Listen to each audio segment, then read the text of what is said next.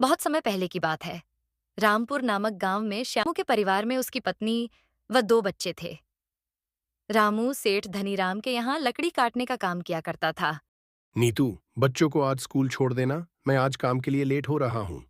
जी हाँ, मैं बच्चों को स्कूल छोड़ आऊंगी, लेकिन राजू और रोहिणी बोल रहे हैं कि उनके स्कूल टीचर पिछले 3 दिनों से स्कूल की फीस मंगा रहे हैं। हाँ, तो जा कर दे आओ स्कूल की फीस। अजी, कहाँ से दूं? आप जो पगार लाते हैं उसमें मुश्किल से घर चलता है। अब उतनी सी तनख्वाह में बच्चों की फीस कहाँ से दूं? अजी, एक बात आपसे साफ साफ कह देती हूँ। आप धनीराम सेठ जी से तनख्वाह बढ़ाने की बात करिए।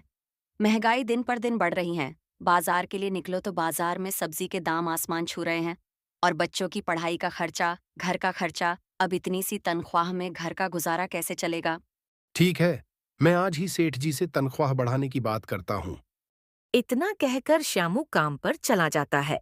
अरे भाई, आज तो पगार का दिन है। यह सेठ धनीराम आज कोई ना कोई लोचा जरूर करेगा और हमेशा कोई ना कोई बहाना बनाकर पगार कम कर देता है।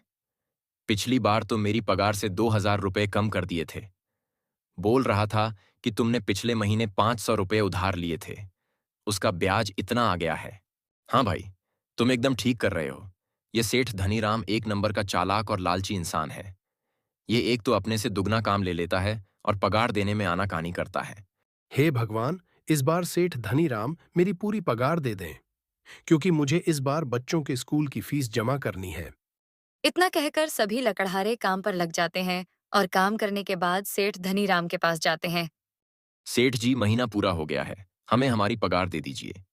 सुनो भाइयों, तुम्हारी तनख्वाह देने के लिए मेरे पास अभी पैसे नहीं हैं। अभी माल नहीं बिका है, पूरा माल गोदाम में रखा हुआ है। 1-2 दिन में माल बिक जाएगा तो तुम्हारी तनख्वाह दे दूंगा। पर सेठ जी, अभी हमारे पास एक भी रुपए नहीं है। घर का सामान लाना है और बच्चों की स्कूल की फीस भी भरनी है।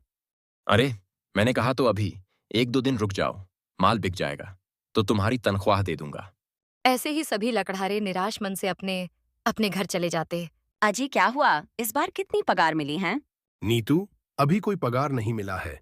सेठ जी ने कहा है कि 1-2 दिन में पगार मिल जाएगा। पगार नहीं मिला। बच्चों की स्कूल की फीस जमा करनी है, आपको तो पता ही है। बच्चों की मैडम बोल रही थी कि अगर फीस जमा ना हो पाए तो बच्चों को घर पर ही बिठा लेना। मैं क्या करूं नीतू? ये सेठ जी समय पर पैसे देते ही नहीं हैं। 1-2 दिन देख लेते हैं और हम कर ही क्या सकते हैं। ऐसे ही 2 दिन गुजर जाते हैं और 2 दिन बाद सेठ धनीराम सभी की पगार देता है। अरे श्यामू, ये ले अपने इस महीने की पगार। ये तो 3,000 ही है बस। मैंने तो इस महीने 5,000 का काम किया है।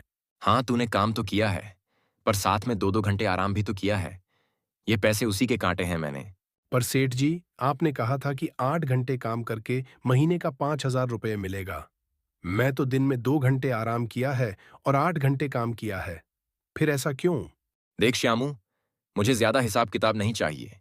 अगर पैसे चाहिए तो यह 3,000 रुपये रख, और नहीं चाहिए तो यह भी ना ले और काम कहीं और जाकर ढूंढ ले, और कल से मत आना।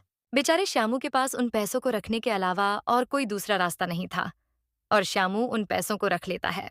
अरे नंदू, ये ले तेरी पगार के 4,000 रुपये। पर सेठ जी, 4,000 मेरे तो पूरे 5,000 बनते हैं। मैंने ना तो कोई आराम किया है और ना ही कोई छुट्टी ली। मैंने अपना पूरा काम समय पर किया है।